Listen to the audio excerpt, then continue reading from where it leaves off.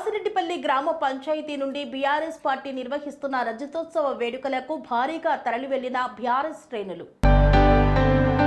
మహబూబ్ నగర్ జిల్లా గండేడ్ మండలంలోని ఆసిరెడ్డిపల్లి గ్రామ పంచాయతీ నుండి పెద్ద ఎత్తున కేసీఆర్ మహాసభకు బయలుదేరిన టీఆర్ఎస్ కార్యకర్తలు గ్రామ పంచాయతీలో జెండా ఆవిష్కరించి మాజీ సర్పంచ్ కోటకొండ గోపాల్ ఆధ్వర్యంలో టీఆర్ఎస్ జెండా ఆవిష్కరించి వరంగల్లో ఏర్పాటు చేసిన 25 సంవత్సరాల టీఆర్ఎస్ మహాసభకు పెద్ద ఎత్తున టీఆర్ఎస్ కార్యకర్తలు బయలుదేరి వెళ్లారు.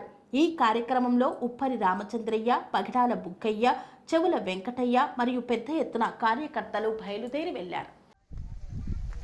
ఈరోజు మన తెలంగాణ రాష్ట్రంలో తెలంగాణ పార్టీ ఏర్పడి ఈ రోజుకి 25 సంవత్సరాలు కావస్తుంది. కాబట్టి ఈ 25 సంవత్సరాల కాలం మంచి పరిణామాలతోన ముగించుకున్నందుకు ఈరోజు రజతోత్సవ సభ ఏర్పాటు చేయడం జరిగింది.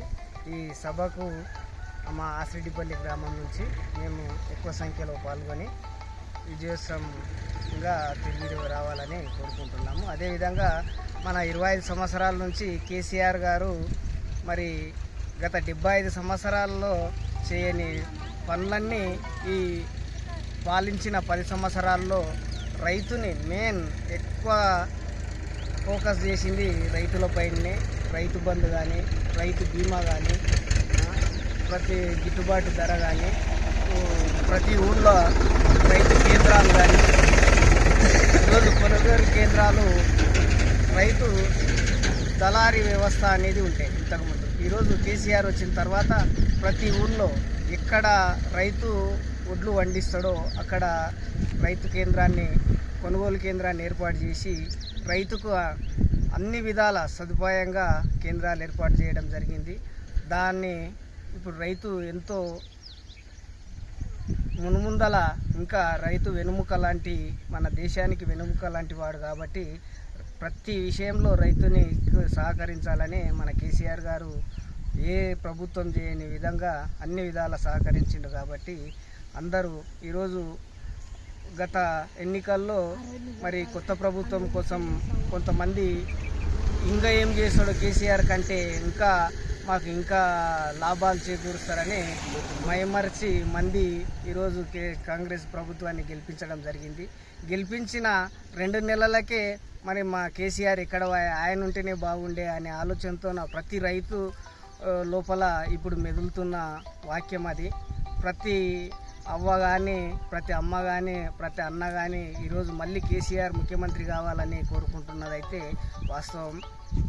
ఈరోజు విజయోత్సవ సభ రజతోత్సవ సభ ఎట్లా అవుతుందో ప్రతి ఒక్కరు చూసి ఈ కాంగ్రెస్ ప్రభుత్వాన్ని ఇంకా ఎండగడతారని కోరుకుంటూ ఈ అవకాశం ఇచ్చిన పెద్దలందరికీ ధన్యవాదాలు తెలుపుతూ ముగిస్తున్నాం. స్వామి బోధానంద గోసేవ ఆశ్రమం, సైథాపూర్. జ్యోతిష్యం, వాస్తుశాస్త్రం మన పూర్వీకులు మనకిచ్చిన వరం.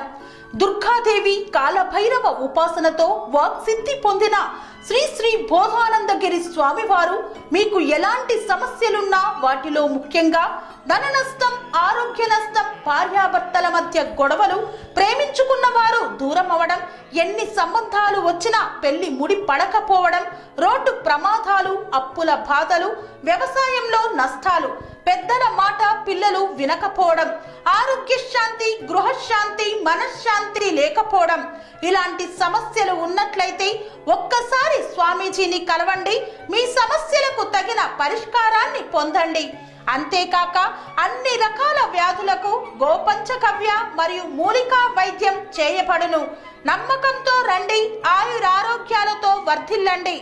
మా అడ్రస్ స్వామి బోధానంద గోసేవ ఆశ్రమం, సైథాపూర్, వీరభద్రస్వామి గుడి దగ్గర, యాదగిరిగుట్ట. సంప్రదించవలసిన నెంబర్ 9849213754 మరియు 9618034138.